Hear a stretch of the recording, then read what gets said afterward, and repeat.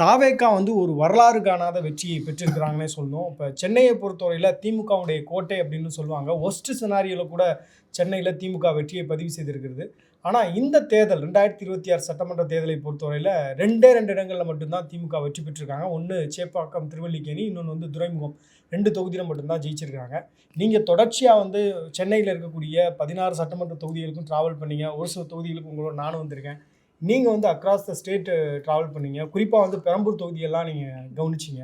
இப்போ இந்த தேர்தலுடைய வெற்றியை எப்படி ரீட் பண்ணுறீங்க ஒவ்வொருத்தரும்? ஸோ சென்னையில் வந்து ஒரு மெயின் கேரக்டர் ஆஃப் ஓட்டர்ஸ் பார்த்தீங்கன்னா இந்த resettlement colonies, Dalit population, fishermen, Muslim women. இது கேரக்டரைஸ் பண்ணிங்கன்னா இவங்க தான் அந்த large section of vote bank. அது இல்லாமல் ஃப்ளோட்டிங் ஓட் பேங்க் போனீங்கன்னா அந்த urban electorate, resident welfare association, இவங்கலாம் ஃப்ளோட்டிங் ஓட் பேங்க் நிறைய பேருக்கு எக்ஸ்பெரிமெண்ட் பண்ணுவாங்க. இந்த கேரக்டரிஸ்டிக்ஸ் தான் லார்ஜர் ஓட் பேங்க். இதில் வந்து ஒரு 70% ஹிஸ்டாரிக்கலி டிஎம்கே அந்த ட்ரெடிஷ்னல் ஓட் பேங்க்கை டிஎம்கே வச்சுருந்தாங்க. இப்போ நம்ம ரிசல்ட்டுக்கு அப்புறம் பார்த்தோன்னா அந்த கோர் ஓட் பேங்க்கில் விஜய் இன்ரோட்ஸ் வந்து 50% பண்ணிட்டாரு. 35% வந்துருச்சு நிறைய தொகுதியில் அவருக்கு. ஸோ அது வந்து ஒரு பெரிய சென்னை பொறுத்த வரைக்கும் ஒரு பெரிய ஷிஃப்ட் அது இந்த எலெக்ஷனில். இப்போ எந்த ஃபேக்டர் ஒர்க்காக இருக்குன்னு நினைக்கிறீங்க இப்போ தாவேக்காக? என்னை பொறுத்த வரைக்கும் டிஎம்கே வந்து ரொம்ப ஓவர் கான்ஃபிடண்ட்டாக இருந்தாங்கன்னு பார்க்கலாம் இந்த எலெக்ஷனில் வந்துட்டு.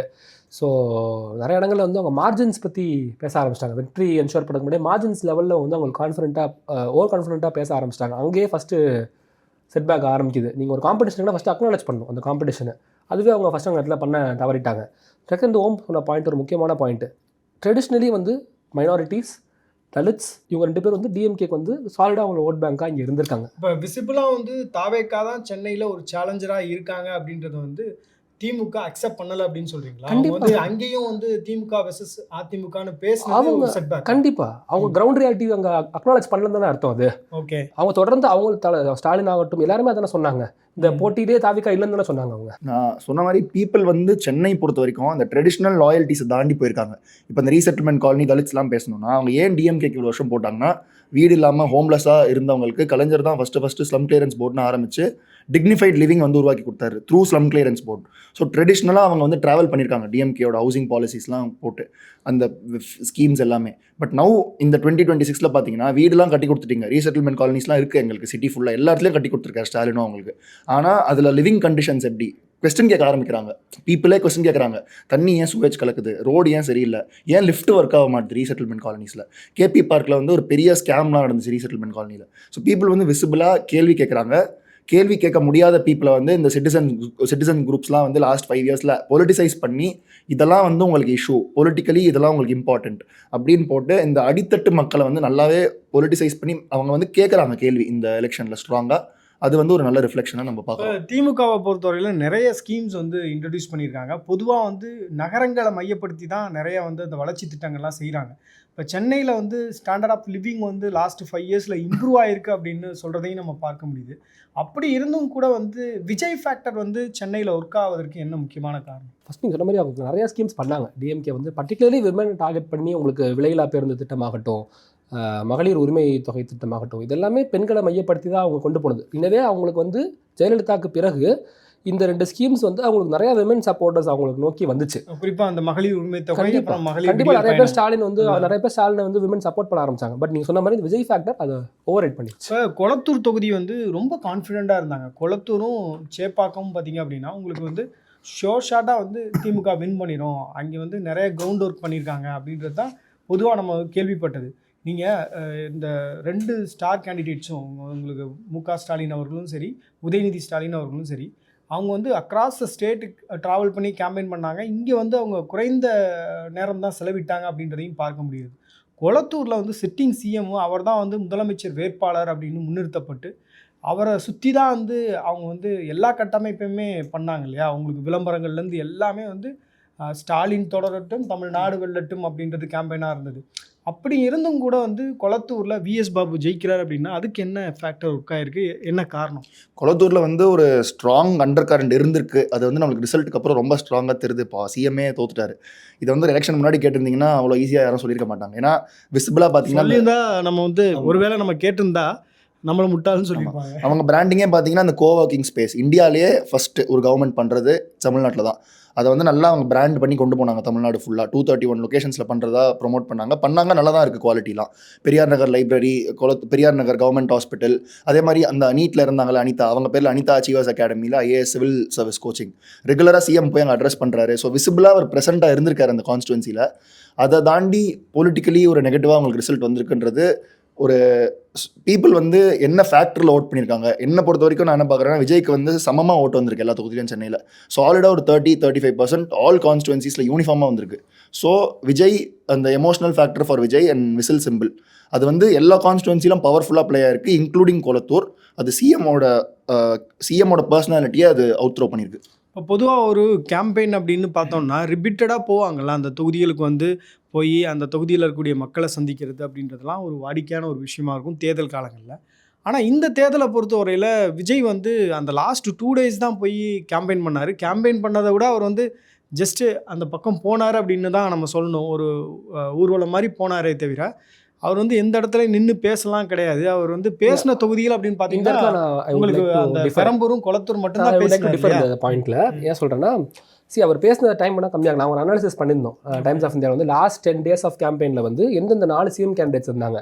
எடப்பாடி பழனிசாமி, ஸ்டாலின் அவர்கள், விஜய் வந்துட்டு சிஎம் 4 பேரும் சிஎம் கேண்டிடேட்டாக இங்கே வந்து அனௌன்ஸ் பண்ணுறாங்க. இந்த 4 பேரும் எவ்வளோ ட்ராவல் பண்ணாங்க, எவ்வளோ நிமிஷங்கள் பேசினாங்க, அவங்க அதிகமாக பேசின கண்டென்ட் என்னன்னு சொல்லிட்டு அதில் பார்த்தீங்கன்னா கிட்டத்தட்ட எடப்பாடி வந்துட்டு 30,000 வார்த்தைகள் கிட்ட பயன்படுத்தினார். இந்த ஒரு டீட்டெயில் அனாலிசிஸில் ஒரு 1000க்கும் மேற்பட்ட கிலோமீட்டர் ட்ராவல் பண்ணியிருக்காரு. சீமான் வந்து 3000 கிலோமீட்டர் ட்ராவல் பண்ணியிருக்காரு அந்த டைமில். விஜய் பார்த்தீங்கன்னா மொத்தமே 450-500 கிலோமீட்டர் ட்ராவல் பண்ணார். அவர் பேசின நிமிஷம் மொத்தம் 50 நிமிஷத்துக்கு தான் பேசியிருக்காரு. ஆனால் அந்த எமோஷனல் கோஷன் இருக்குல்ல, அதுதான் முக்கியம். அவர் வந்து சொல்கிற முக்கியமான ஃப்ரேசஸ் நீங்கள் பார்க்கணும். அதெல்லாம் மக்கள் மனசு ஆழமாக பதிஞ்சிருக்கு. உங்கள் விஜய் உங்கள் பிள்ளைக்கு ஒரு வாய்ப்பு கொடுங்கன்னு கேட்குறதாகட்டும், அந்த சிம்பத்தி கார்டு வந்து அவர் கரெக்டாக ப்ளே பண்ணிட்டாருன்னு நினைக்கிறேன்.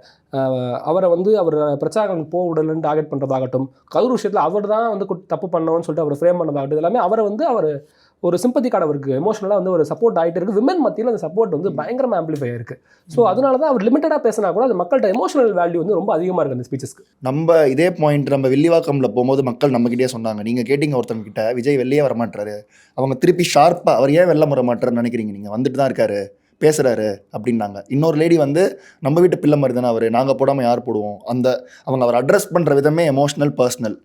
அவர் ஒரு ஸ்பீச்சில் வந்து அவரே சொன்னார்ல, ஒரு வீட்லேயும் விஜய் இருக்கார் ஆல்ரெடி அப்படின்னு. அது வந்து நம்ம போகும்போதே நிறைய தொகுதியில் வந்து அது ஆக்சுவலி ரிஃப்ளெக்ட் ஆச்சு. ஒரு வீட்டில் எல்லா வீட்லேயும் இருக்கார் அவர் ஆல்ரெடி. ஸோ அந்த எமோஷனல் ஃபேக்டர் பெருசாக ப்ளே அவுட் ஆயிருக்கு இந்த எலெக்ஷனில். இன்னொரு விஷயம் பார்த்தீங்கன்னா, ஒரு இது ஜென்ரேஷனல் ஷிஃப்ட் கிளியராக தெரியுது இந்த எலெக்ஷனில் வந்துட்டு. அது நியூஸில் ஆகட்டும், ஓட்டிங் பேட்டர்ன்லேயே ஆகட்டும், நியூஸ் ரூம்ஸே டிவைடாக இருந்தது. சீனியர்ஸ் வந்து ஒரு மாதிரி அப்ரோச் பண்ணாங்க, first time elections cover reports மாதிரி அப்ரோச் பண்ணாங்க.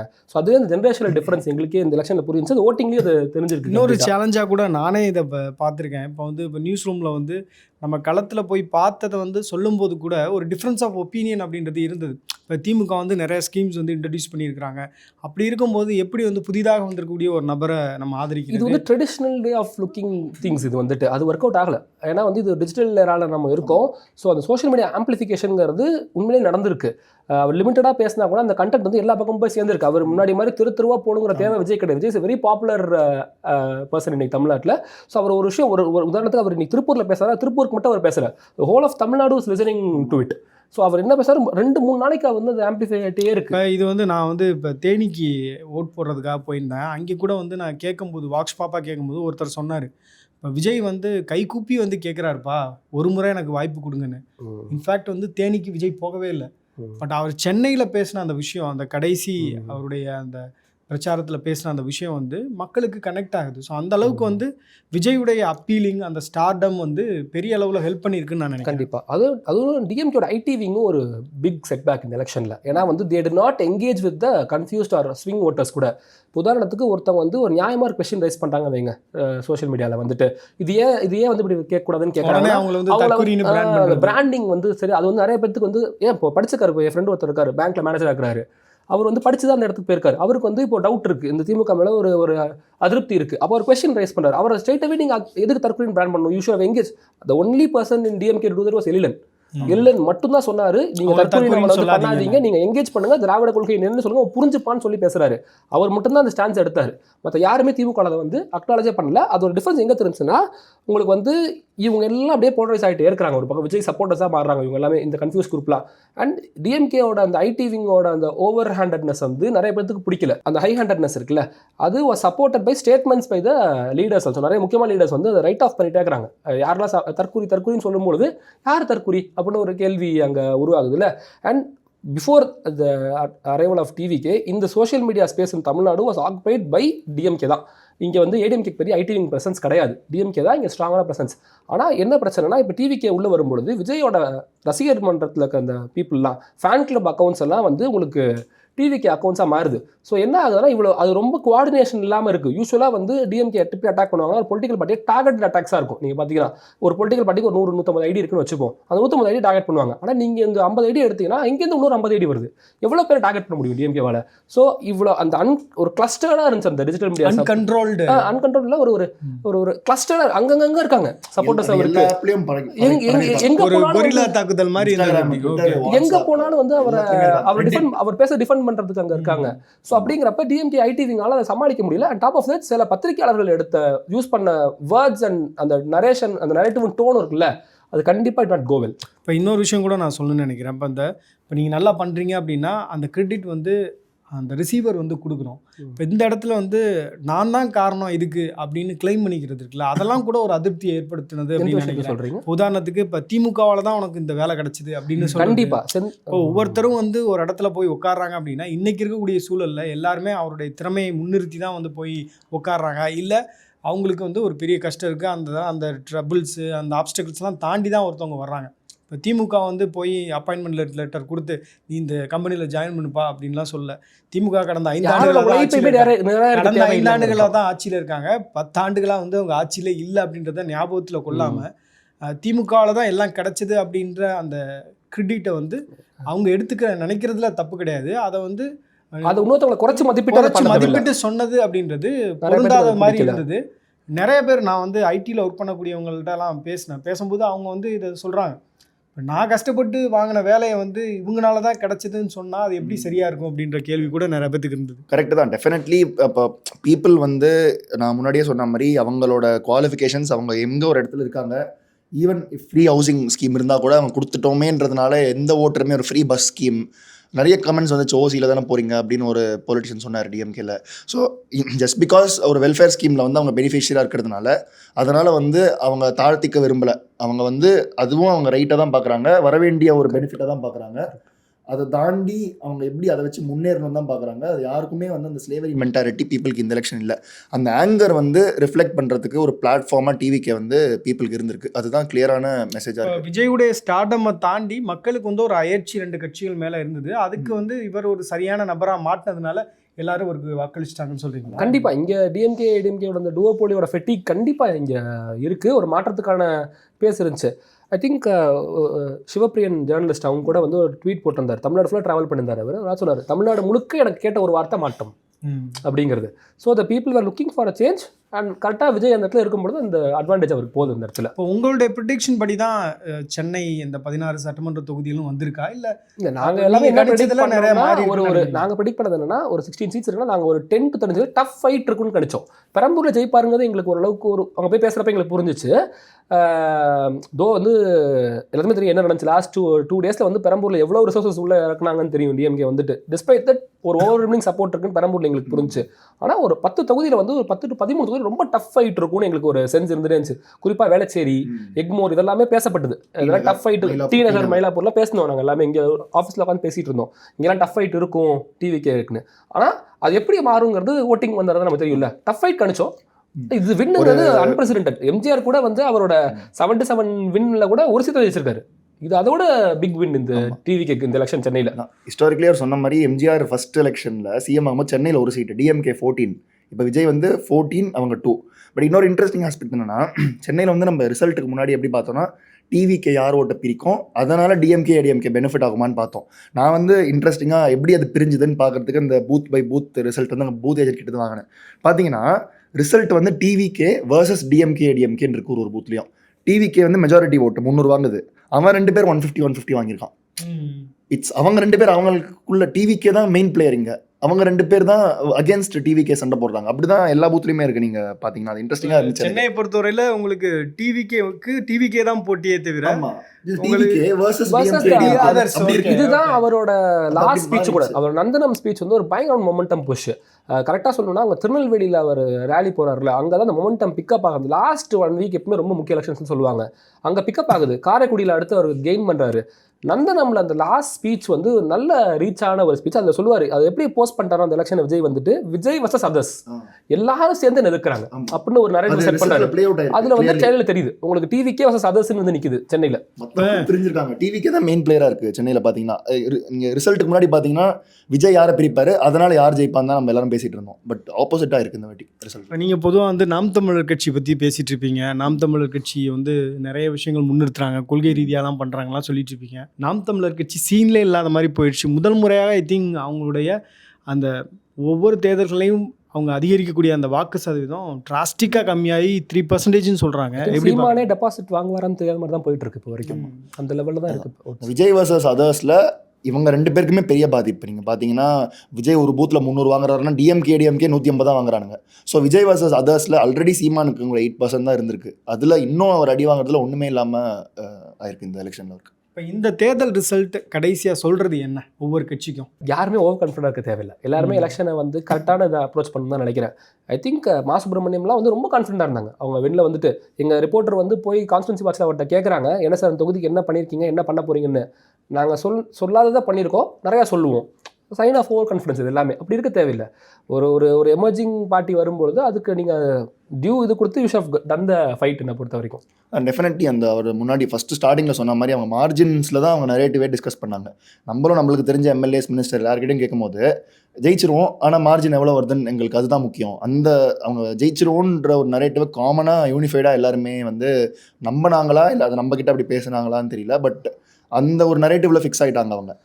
சண்டை ஒரு ஆப்பனண்ட்டே இல்லை, நாங்கள் தான் ஜெயிக்க போகிறோம், பட் மார்ஜின் அந்த ஒரு கான்ஃபிடென்ஸ், ஓவர் கான்ஃபிடென்ஸ் வந்து அவங்களுக்கே அந்த ரியாலிட்டி அவங்களுக்கு காட்டாமல் விட்டுருக்கலாம். அண்ட் இன்னொன்று டிஎம்கேக்கு ஒரு லாங் வே இருக்குது இப்போ. ஏன்னா வந்து நிறைய இடங்கள்ல இப்போ வந்து அந்த செகண்ட் ரங் லீடர்ஸ் ஒரு டாமினேஷன் அந்த பார்ட்டிக்கு ஒரு செட்பேக்காக போயிருக்கு.